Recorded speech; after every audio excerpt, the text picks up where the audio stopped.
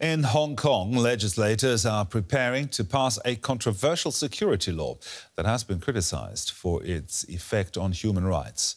The law has long been demanded by China's central government in Beijing, which has increasingly asserted its authority on the island province of Hong Kong in recent years. Massive street protests in earlier years stopped the government from implementing the law, known as Article 23, for a provision in Hong Kong's constitution. But with many opposition activists in jail or in exile, it's expected to pass through Parliament easily. Let's take a look at what exactly Article 23 entails. The new law would be part of Hong Kong's mini-constitution, which is separate from that of the Chinese mainland. Article 23 requires Hong Kong to suppress dissent and threats to the government. The new law contains broad provisions against treason, insurrection, espionage, destructive activities endangering national security and external interference. Human rights advocates say it dramatically undermines due process and fair trial rights. The moment that changed everything. July 1st, 1997, when Britain handed over Hong Kong to China, which promised to respect a principle of one country, two systems.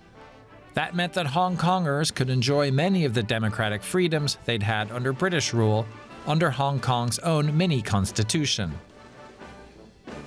But in 2003, Beijing tried to introduce security laws under Article 23 of that mini-constitution. Hundreds of thousands of people took to the streets in protest, and the proposal was withdrawn.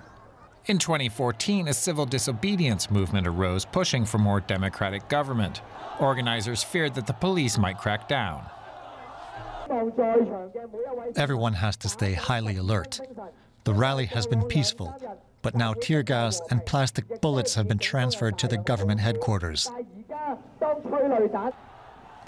Soon after, the police forcefully cleared protest camps, and the government did not relent, setting the stage for future clashes with democracy activists.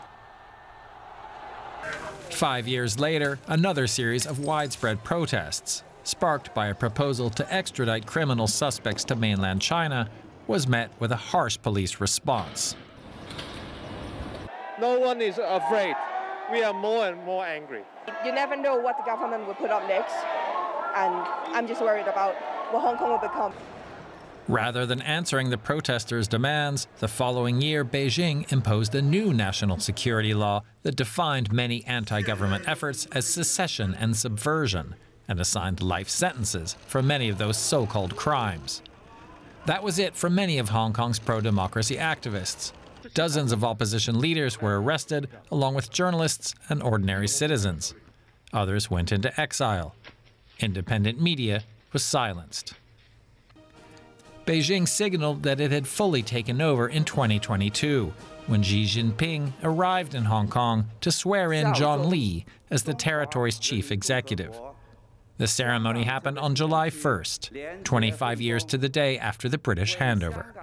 Lee has said that the new security legislation is a priority, and with the opposition vanquished, he's likely to get his wish. And for more on this, I am now talking to Dr. Eric Lai. He's a research fellow of Georgetown Center for Asian Law and joins us from Washington, D.C. Mr. Lai, from your point of view, what effects does this new security law have on human rights in Hong Kong? This national security law consultation paper has provided a lot of vague terms and have a lack of judicial safeguards for free expressions, free association, and free peaceful assembly in Hong Kong's future.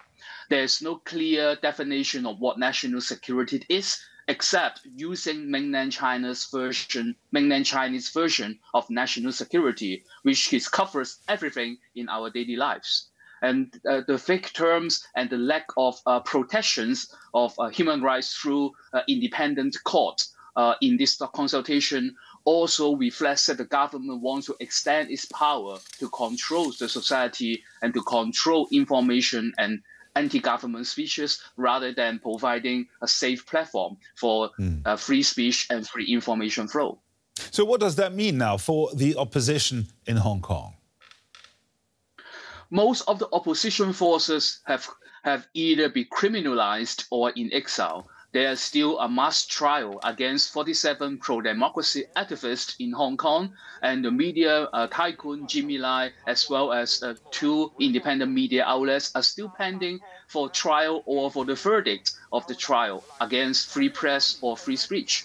And most of the civil society organizations and trade unions critical of the government have either disbanded or criminalized. So this new additional national security legislation indeed does not show any urgency of the need for the government to safeguard their own security, but rather it is an instrument to expand their political control in Hong Kong society.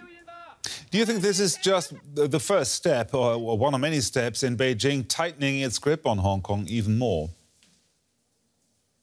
This would be a completion of Xi Jinping's idea of holistic national security to be implemented in Hong Kong.